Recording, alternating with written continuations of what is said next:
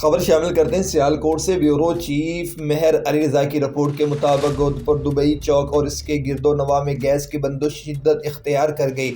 شہری مجبور بے بس ہو گئے۔ کئی دفعہ احتجاج کرنے کے باوجود متعلقہ اعلیٰ حکام کسی بھی قسم کا نوٹس لینے سے قاصر ہیں۔ سیالکوٹ میں گرمیوں میں بجلی کی لوڈ شیڈنگ اور سردیوں میں گیس کی لوڈ شیڈنگ کافی سال سے معمول بن چکا ہے۔